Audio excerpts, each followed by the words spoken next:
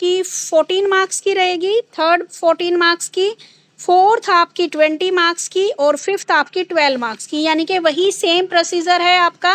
70 marks का आपका paper होएगा, ठीक है, 30 मार्क्स के आपके इंटरनल। तो आज हम पढ़ेंगे फर्स्ट वाली यूनिट, स्टार्ट करेंगे पर्सपेक्टिव अबाउट मैथमेटिकल नॉलेज, ठीक है, aspect of mathematical knowledge, conceptual and procedure.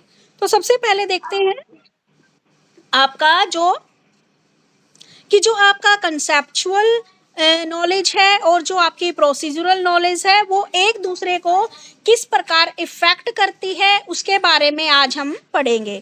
तो सबसे पहले बात करते हैं हम,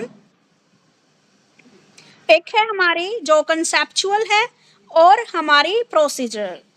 कंसेप्चुअल एंड प्रोसीजरल नॉलेज किसी भी कोई भी सब्जेक्ट है, अगर उसमें कोई भी डेफिनेशन दे रखी है या कोई भी आपको नियम दे रखा है, जब आप उस कंसेप्ट को पढ़ते हो और समझने की कोशिश करते हो तो वो क्या कहलाती है, आपकी कंसेप्चुअल नॉलेज कहलाती है, ठीक है। यानी कि कोई भी कंसेप्ट आपने पढ़ा और उस कंसेप्ट के बारे में जो भी नॉलेज आप ले रहे हो, समझ रहे हो, उसी को आप क्या बोलोगे, कंसेप्चुअल नॉलेज बोलोगे, ठीक है। और दूसरी तरफ जब आप उस कंसेप्ट को पढ़ के आप किसी प्रॉब्लम को सोल्व करते हो, वर्किंग स्टेप आप उठाते हो, तो वो क्या कहलाती है, आपकी प्रोसीजरल नॉलेज कहलाती है। मान लीजिए आपने सबसे पहले प्लस या माइनस करना सीखा, ठीक है, या फिर आपने HCF LCM कंसेप्ट पढ़ा।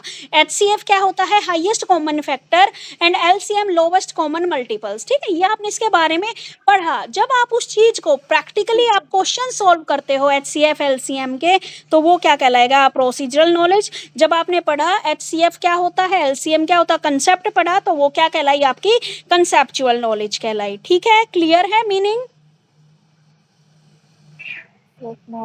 ओके बेटा, अब उसके बाद देखते हैं हम आपकी जो प्रोसीजरल नॉलेज है उस पर कंसेप्चुअल नॉलेज का क्या इफेक्ट पड़ता है, ठीक है।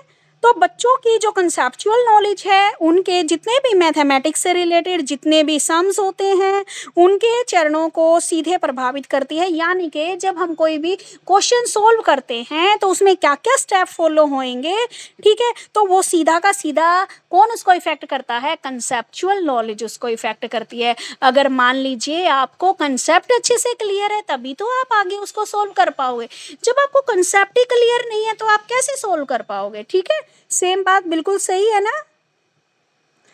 अब जिन बच्चों को मान लीजिए कंसेप्ट क्लियर है, अब आपको बचपन से ही प्लस माइनस क्लियर है, तो आप अच्छे से वो क्वेश्चन सॉल्व आउट कर पाओगे। और कुछ बच्चे ऐसे होते हैं, आप ऑलमोस्ट देखो जितने बच्चे गवर्नमेंट स्कूल में हैं, कुछ ही बच्चे ऐसे हैं जो अच्छे से पढ़ पाते हैं, नहीं तो ऑलमोस्ट बच्चे मैंने अब भी देखे हैं 10th क्लास में ऐसे ऐसे बच्चे हैं जिनको मल्टीप्लाई करना नहीं आता, डिवाइड करना नहीं आता, सिवाय एक प्लस माइनस के उनको और कोई सा कंसेप्ट नहीं आता।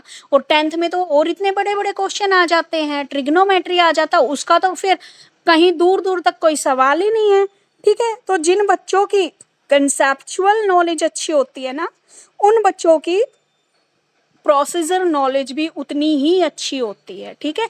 बोलते हैं ना, बच्चे का बेस बचपन में ही बन जाता है, और बचपन में ही बेस बनने के बाद बच्चा क्या कर सकता है, उन सवालों को बहुत अच्छे से क्लियर कर सकता है, ठीक है।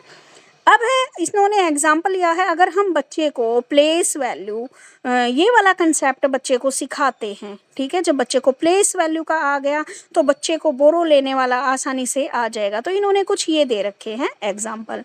अब जैसे अगर हम अनेक जितने भी सब्जेक्ट मैटर है उनसे रिलेटेड कोई भी हमारी जो नॉलेज है, जो पहले से ही कंसेप्चुअल ज्ञान की आवश्यकता, उदाहरण के लिए घटा जमा, भिन्न और घटा जमा, इन्होंने बोल दिया कि हमारे बहुत सारे सब्जेक्ट मैटर में कुछ कंसेप्ट ऐसे हैं जिनकी हमें कंसेप्चुअल नॉलेज पहले ही होती है।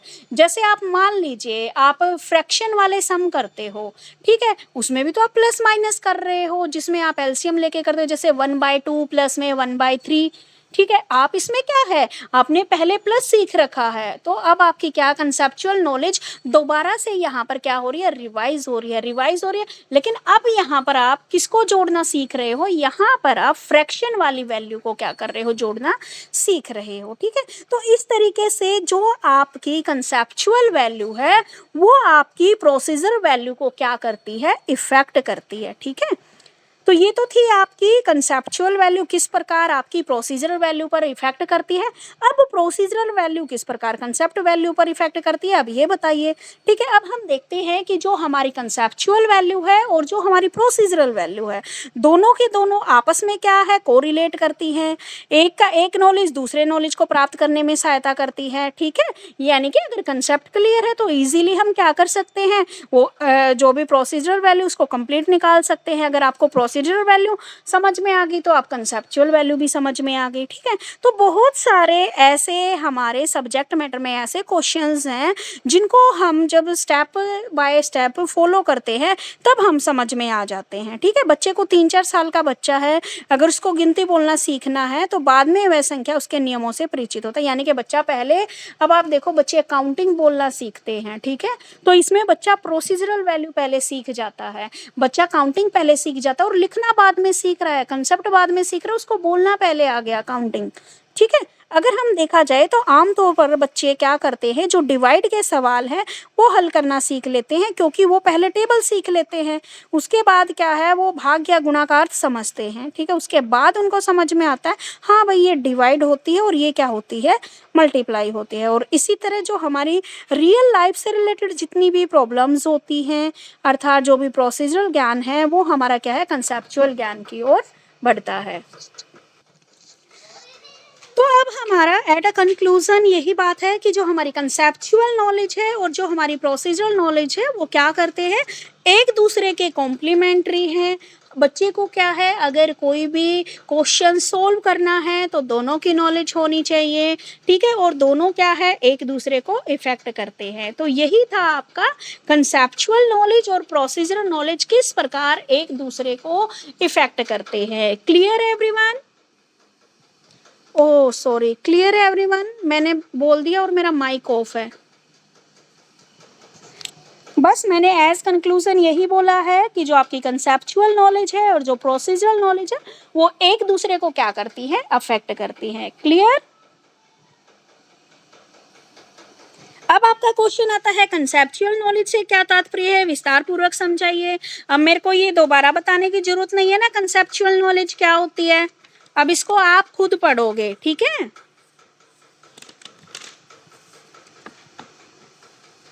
अब आगे है आपका next question, conceptual knowledge and procedural knowledge हैं, उसके गुणों का उल्लेख कीजिए कि इसमें क्या क्या कंसेप्ट इसके अंदर शामिल हैं। तो सबसे पहले बात बताई गई है कि जब हम कंसेप्चुअल नॉलेज या प्रोसीजरल नॉलेज यूज करते हैं तो हमें नियमों का ज्ञान होता है। ठीक है, कैसे रूल्स है, यानी कि कैसे प्लस करना है, कैसे माइनस करना है, कैसे एलसीएम निकालना है, तो जो भी रूल्स हैं उनका ज्ञात होता है हमें। जो भी कंसेप्ट हैं वो आपस में को रिलेट करते हुए दिखते हैं हमें। जो भी फॉर्मूलाज हैं उनका ज्ञान होता है, उनको हमें क्या है अपने वर्ड में कैसे व्यक्त करना है, इसकी नॉलेज होती है। एक दूसरे में व्यक्त किए जाने वाले विवेचना करने वाला ज्ञान है। अनेक प्रॉब्लम से संबंधित ज्ञान है, इसमें किसी भी समस्या विषय से संबंधित नहीं रहता। डिफरेंट एग्जाम्पल की ओर क्या है, हम एग्जाम्पल के जरिए इसको क्या है समझ पाते हैं।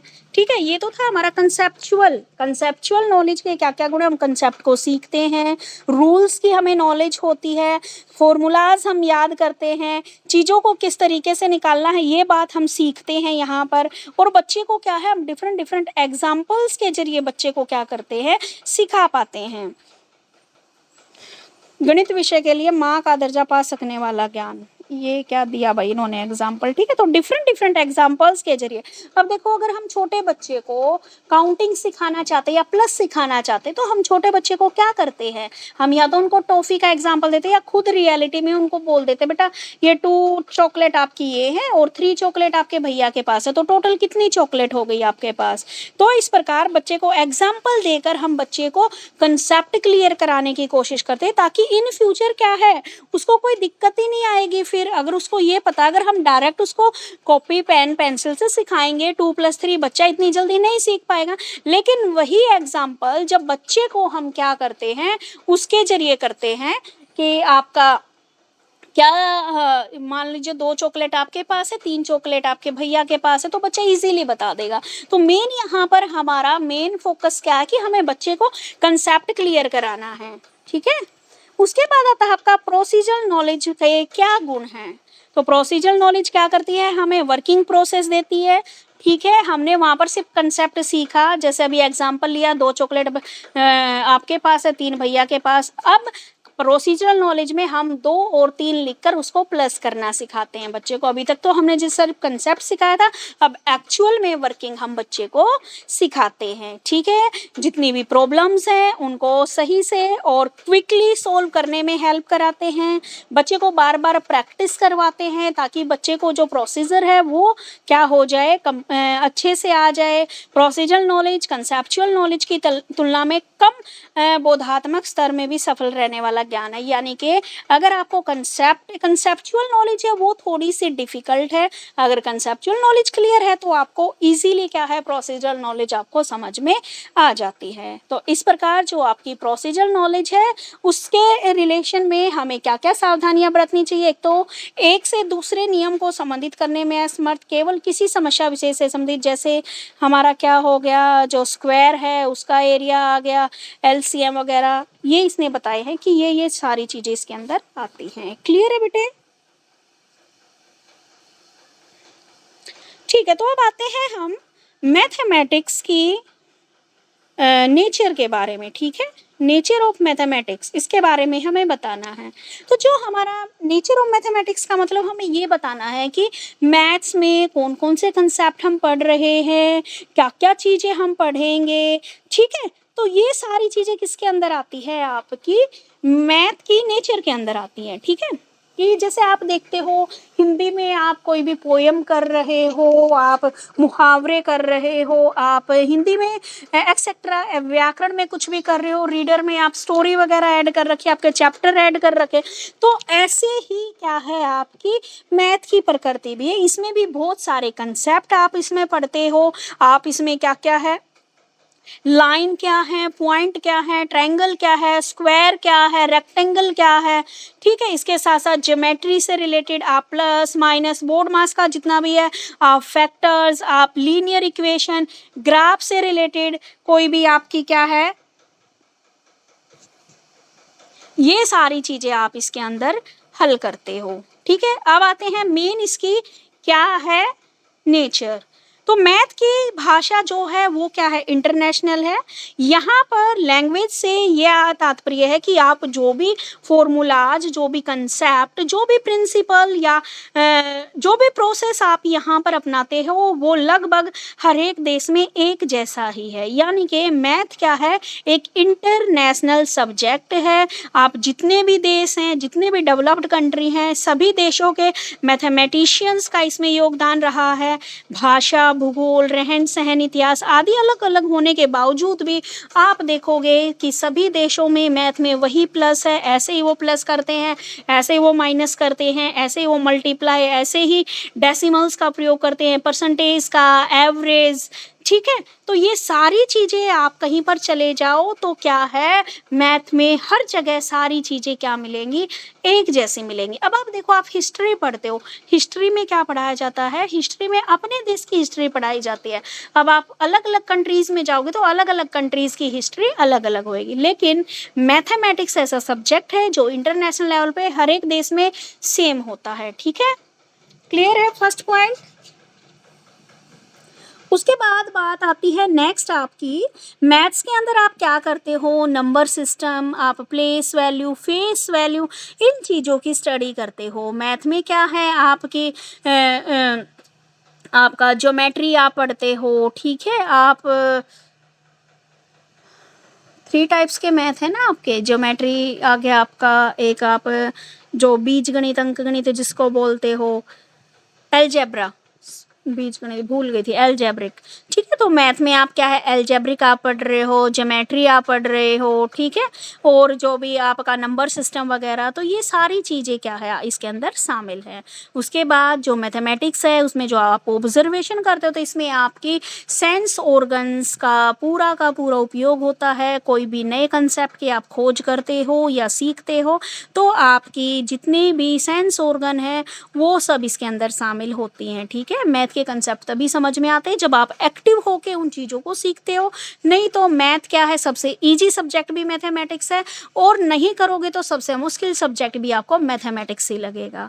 उसके बाद बात आती है आपकी मैथ्स के अंदर जनरलाइजेशन, इंडक्टिव, डिडक्टिव, एब्स्ट्रैक्ट आदि वैल्यूज़ की सहायता से हम प्रिंसिपल्स का, हम फॉर्मूलोज का उपयोग करते हुए हम क्या करते हैं, मैथमेटिकल लैंग्वेज में उनको क्या करते हैं, सोल्व आउट करते हैं। ठीक है, आपको मान लीजिए मीन, आपने 10th में किया था मीन मीडियन मोड, ठीक है, तो मीन मीडियन मोड में आप क्या करते हो, एक फॉर्मूला याद करते हो और उस फॉर्मूले के आधार पर क्या करते हो, आप अपनी प्रॉब्लम को सोल्व करते हो। और मैथ्स में क्या होती है, आपकी कॉन्टिन्यूटी होती है, यानी कि सीरीज वाइज आपकी क्या होती है, ऐसा नहीं है कि आपने फर्स्ट स्टेप के बाद सीधा लास्ट स्टेप आपने यूज कर लिया तो आपका क्वेश्चन निकल आया, बिल्कुल भी नहीं। आपको क्या करना पड़ेगा, आपको स्टेप टू स्टेप इसमें फॉलो करना पड़ेगा, तभी आप क्या है अपनी प्रॉब्लम को सोल्व कर पाओगे। उसके बाद बात आती है आपकी जो मैथ है वह क्लास स्टडी का एक सब्जेक्ट है, और इसको सीखने के लिए टीचर्स के क्या है, आपको गाइडलाइंस की आवश्यकता होती है, और टीचर को अध्यापक की सहायता के बिना सीखना कठिन होता है। ये बात बिल्कुल सही है, मैथ है एक ऐसा सब्जेक्ट है जिसमें आपको टीचर से सीखना पड़ता है। ठीक है, बाकी सब्जेक्ट तो आप पढ़ के कर लेते हो, लेकिन मैथमेटिक्स के जो भी क्वेश्चन है या प्रॉब्लम है, एक्सरसाइज, वो बिना टीचर की हेल्प के या बिना किसी अदर की हेल्प के आप पूरा नहीं कर पाते। मैथ्स के अभ्यास हेतु बच्चों को क्या है, समस्याएं प्रस्तुत की जाती हैं, उनको सोल्व करने के लिए फॉर्मूलाज, प्रिंसिपल्स और जो भी ऑपरेशंस आप यूज करते हो डायरेक्ट तरीके से यहाँ पर उपयोग किए जाते हैं।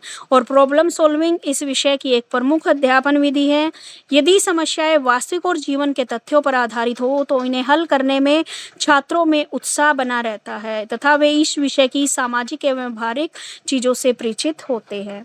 उसके बाद है मैथ में आप क्या क्या कर सकते हो, आप जो भी प्रॉब्लम सॉल्व करते हो या रीजनिंग जो भी है आपकी, उसमें आपके इंटेलिजेंसी की सहायता से आप उसको सॉल्व करते हो। ठीक है, मैथ में इसके जितने भी मैथमेटिकल ऑपरेशंस हैं उनको भली भांति आप पहले अंडरस्टैंड करते हो, उसको अगर आप इंटरेस्टिंग लगता है तो आप उसमें मेहनत भी करते हो, लगन से आप उसको पढ़ते हो। अगर आप इसमें, अगर इस सब्जेक्ट में आपका इंटरेस्ट हो जाए तो धीरे धीरे कठिन से कठिन सब्जेक्ट भी आपका क्या बन जाएगा, बिल्कुल ईजी चीज़ें आपको लगने लग जाएंगी। उसके बाद हमारा जो भी कल्चरल डेवलपमेंट है उसमें भी मैथ का काफ़ी योगदान है, यानी कि हमारे बहुत सारे जैसे रामानुजाचार्य और भी बहुत सारे मैथमेटिशियन हुए हैं जिन्होंने यहाँ पर अपना योगदान दिया है।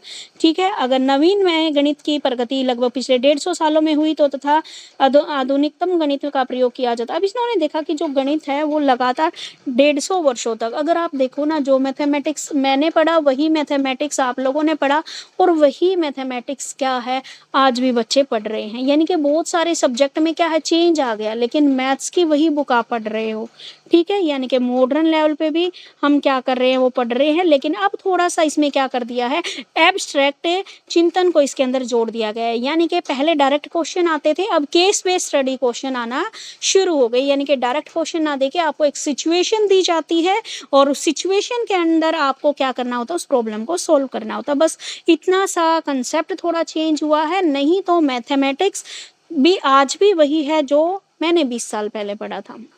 उसके बाद है जो मैथमेटिक्स है उसके आपस में अदर विषयों या आपकी रियल लाइफ के साथ भी क्या है उसका कोरिलेट करता है। आप मान लीजिए आप मार्केट में जाते हो तो वहाँ पे भी क्या कर रहे हो, आप मैथ्स का अपनी रियल लाइफ में भी उपयोग कर रहे हो। आप वहाँ पर पैसे का भुगतान कर रहे हो, बिल पे कर रहे हो, तो वहाँ पे आप प्लस करके देखते हो, आप पैसे जो देते हो उसमें माइनस करके देखते हो। ठीक है, मतलब मैथ के कंसेप्ट को आप वहाँ पर यूज़ कर रहे हो। तो ये थी आपकी मैथमेटिक्स की नेचर क्या है। ठीक है, क्लियर है?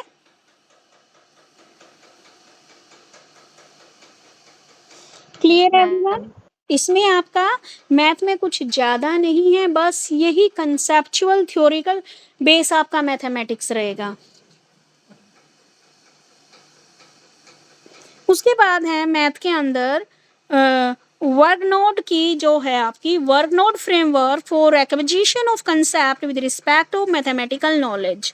ठीक है, तो आपकी गणित मैथ से रिलेटेड जितने भी कंसेप्ट है उनको एक्वायर करने का जो वर्गनाड का जो फ्रेमवर्क है जो दिया है उसके बारे में हमें यहाँ पर बताना है।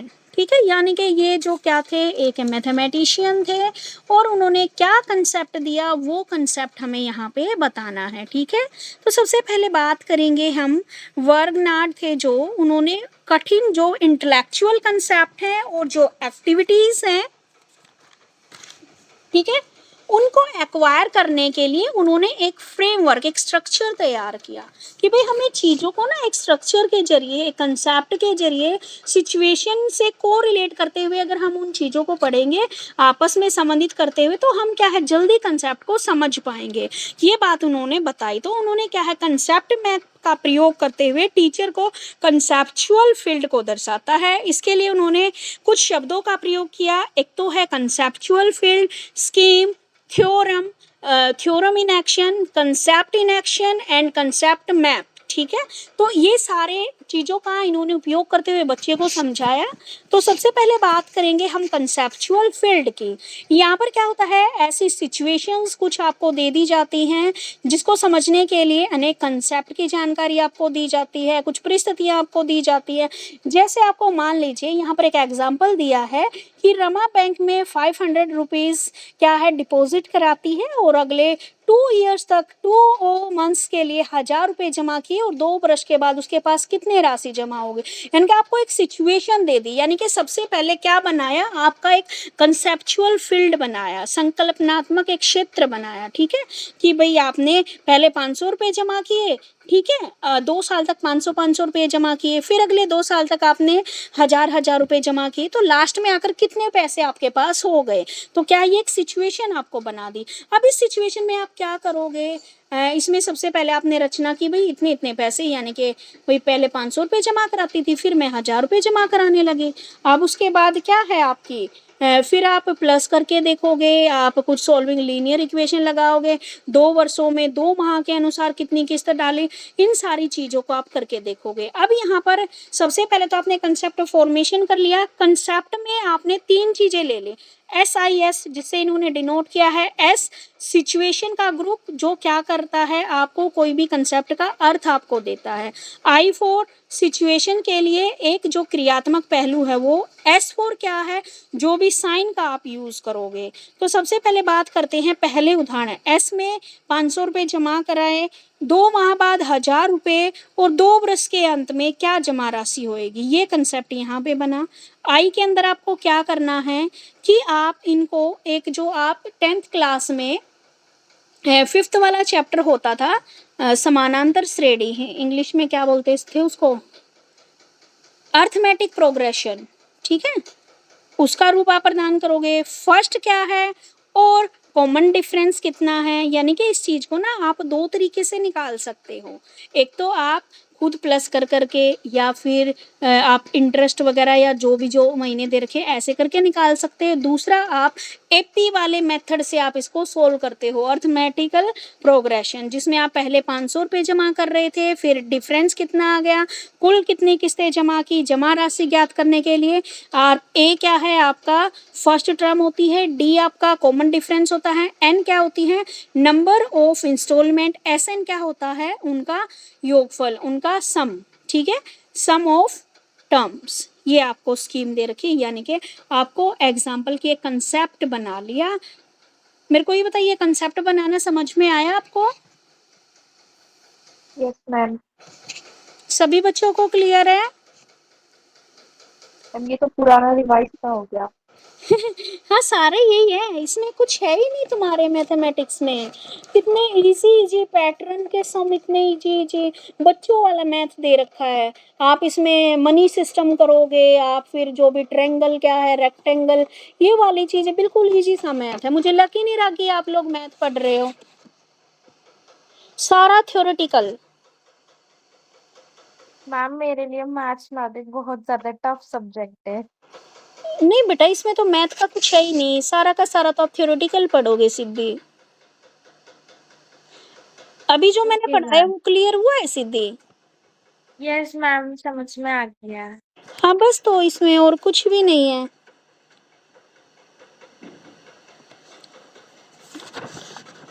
चलिए फिर देखिए आगे स्कीम क्या बनाई इन्होंने कि निश्चित सिचुएशन के अकॉर्डिंग हमें क्या कार्यवाही करनी है, फिर थ्योरम कि हमें इसको सिद्ध करने के लिए कौन सी थ्योरम का यूज़ करना है, फिर जो थ्योरम यूज़ करनी है उसको एक्शन में लेके आते हैं, फिर जो कंसेप्ट है उससे को रिलेट करते हैं उस थ्योरम को, फिर कंसेप्चुअल मैप बना लेते हैं, फिर शिक्षक क्या आपकी योग्यता के अनुसार उसके अकॉर्डिंग आपका क्वेश्चन क्या कर देता है, सॉल्व कर देता है। ठीक है, तो ये था आपका जो क्या थे वर्गनाड थे उनका फ्रेमवर्क। अब देखा जाए इन्होंने पूछा है कि जो वर्गनाड है उनका जो फ्रेमवर्क है उसका अंडरस्टैंडिंग डेवलपमेंट से क्या संबंध है ये बताते हैं। तो अंडरस्टैंडिंग से क्या संबंध है, आपके समझाने से समझने से क्या संबंध है कि वर्गनाड ये बोलते हैं कि कोई भी क्वेश्चंस को समझने से पहले हमें उसके कंसेप्ट को समझना पड़ेगा। देखो टीचर भी आपको ये बोलते हैं कि आंसर करने से पहले आप क्वेश्चन को अच्छे से पढ़ो, क्वेश्चन आपको समझ में आना चाहिए तभी आप क्या कर सकते हो, उसका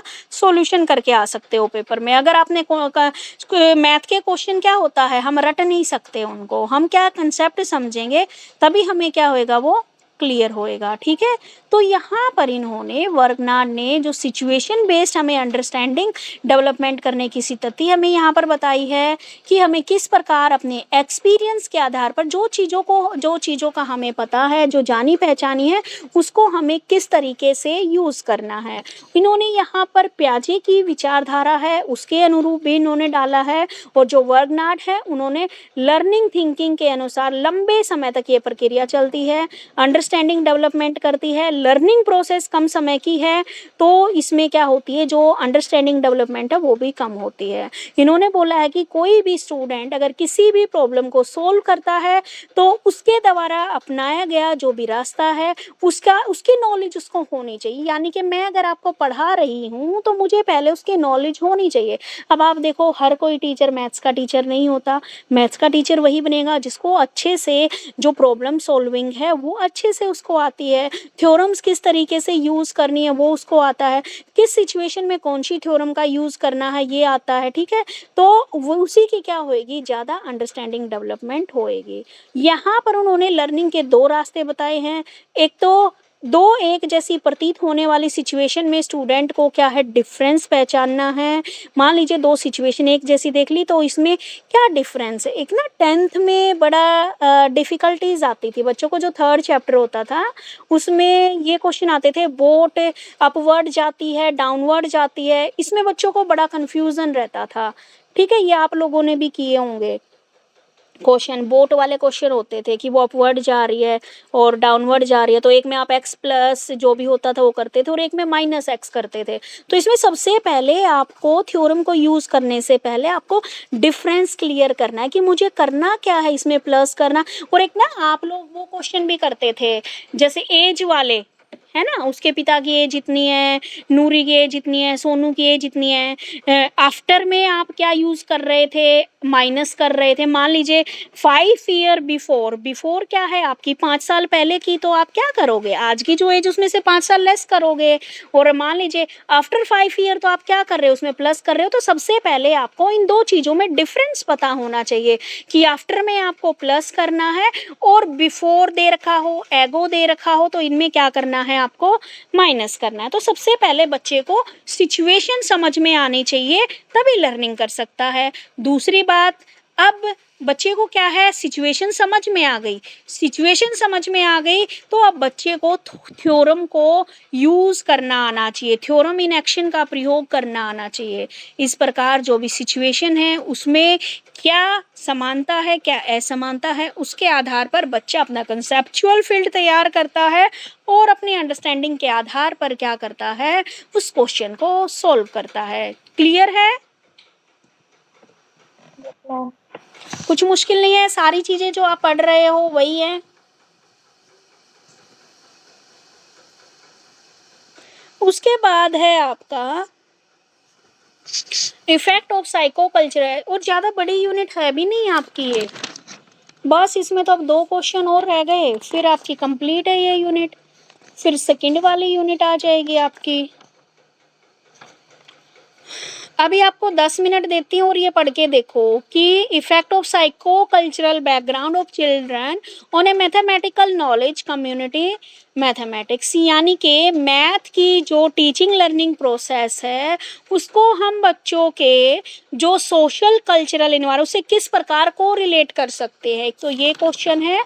दूसरा है बच्चों की जो सोशल और जो कल्चरल है उनका उनके मैथमेटिकल नॉलेज पर क्या प्रभाव पड़ता है, और कम्युनिटी मैथमेटिक्स क्या होता है। 3 क्वेश्चन हैं, 1 बाय 1 क्या है आपसे डिस्कस करूंगी। अभी टाइम है आपके पास 10 मिनट का। आप पहले फर्स्ट वाला क्वेश्चन पढ़ो, ठीक है, या फिर अलग अलग पढ़ सकते हो। प्रीति अभी आप ये पढ़ोगे, मतलब 10 मिनट का टाइम है। आप ये वाला क्वेश्चन जो फर्स्ट वाला है कि जो मैथमेटिक्स है उसमें जो टीचिंग लर्निंग प्रोसेस को हम किस प्रकार सोशल कल्चर, ये वाला पढ़ के एक्सप्लेन करोगे, ठीक है। उसके बाद खुशी आप ये सेकंड वाला कि बच्चों के सामाजिक संस्कारों का उनके गणितीय ज्ञान पर क्या प्रभाव पड़ता है। और तीसरा है मैम इंग्लिश में बता दो। इंग्लिश में है बेटा, बच्चों के सोशल कल्चरल नॉलेज का उनके मैथमेटिकल नॉलेज पर क्या इफेक्ट होता है, यानी कि ओके मैम। बच्चों के कल्चरल बैकग्राउंड का मैथमेटिकल नॉलेज पर क्या इफेक्ट पड़ता है। और सिद्धि आप ये एक्सप्लेन करोगे कम्युनिटी मैथमेटिक्स क्या होता है। Okay ma'am. 10 मिनट का टाइम है, पढ़ के देखो। After 10 minute I will meet you.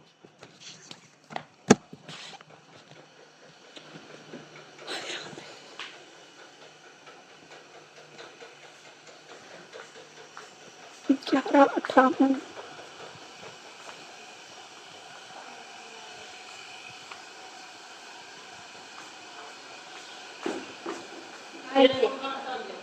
क्या होया?